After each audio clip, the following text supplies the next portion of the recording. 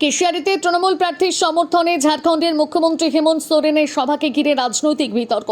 তৃণমূলের অভিযোগ, সভা বানচাল করতে প্রধানমন্ত্রীর বেলদার সভার নিরাপত্তার অজুহাতে ঝাড়খণ্ডের মুখ্যমন্ত্রীর হেলিকপ্টার দীর্ঘক্ষণ আটকে রাখা হলো।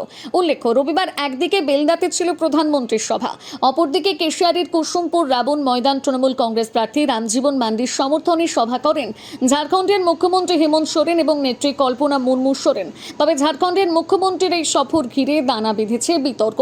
নির্ধারিত সময়ের প্রায় আড়াই ঘন্টা পর সভাস্থলে পৌঁছনোয় প্রধানমন্ত্রী নরেন্দ্র মোদী ও কেন্দ্রীয় নিরাপত্তা ব্যবস্থাকে সরাসরি দায়ী করেছে তৃণমূল প্রার্থী। সূচি অনুযায়ী দুপুর 2:30 কুসুমপুর রাবণ ময়দান মাঠের হেলিপ্যাডে নামার কথা ছিল হেমন্ত সোরেন এবং কল্পনা সোরেনের। তবে তারা পৌঁছন বিকেল 5টা নাগাদ। আবহাওয়া প্রতিকূল থাকায় এবং হাতে সময় কম থাকায় মুখ্যমন্ত্রী মাত্র কয়েক মিনিট বক্তব্য রেখে ফিরে যান ঝাড়খণ্ডে। দীর্ঘক্ষণ অপেক্ষায় থাকার ফলে এদিন সভাস্থলের বেশ কিছু চেয়ার ফাঁকা হতে দেখা যায়, জানিয়ে রাজনৈতিক মহলে চর্চা শুরু হয়েছে। দেরিতে পৌঁছানোর কারণ হিসেবে সরাসরি প্রধানমন্ত্রী নরেন্দ্র মোদীর সভাকে কাঠগড়ায় তুলেছেন প্রার্থী রামজীবন মান্ডি। তার অভিযোগ, এদিন পাশের ব্লক নারায়ণগড়ের বেলদাতে প্রধানমন্ত্রী নরেন্দ্র মোদীর সভা ছিল।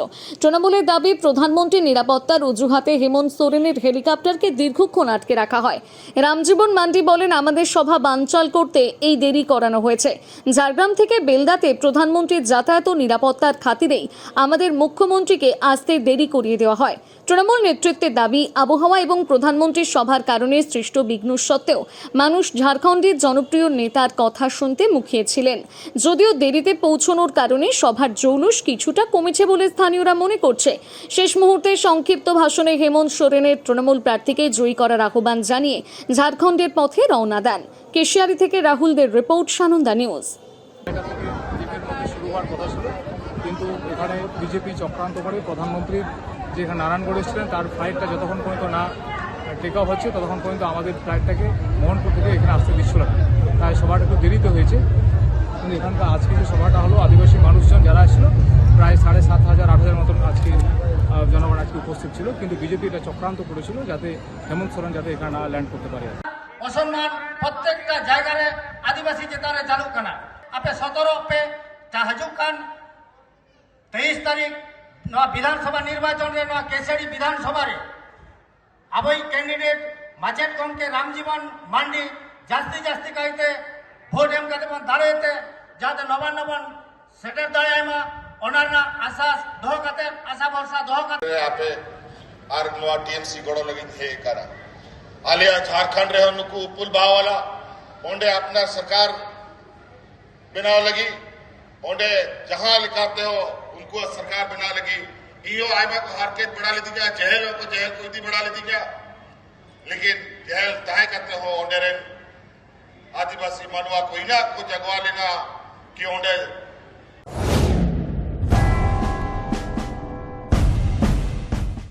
এই মরশুমে মন প্রাণ জোড়াতে আইসক্রিমের জুড়ি মেলা ভার। কিন্তু সাবধান, বাজারে কম দামের আইসক্রিমগুলোতে রয়েছে নানান রকম কেমিক্যাল এবং সস্তার উপাদান। তাই তো ভারতের 1 নম্বর আইসক্রিম আমুল কোম্পানির কেশিয়ারিতে একমাত্র অথরাইজড ডিস্ট্রিবিউটর নিয়ে এসেছে আপনাদের জন্য আইসক্রিমের নানান সম্ভার। Real milk, real ice cream, Amul ice cream শুধু দেশ নয়, দেশের বাইরেও প্রসিদ্ধ ও জনপ্রিয়। Namita fast food seller and suppliers, Keshiary, থানাগোড়া।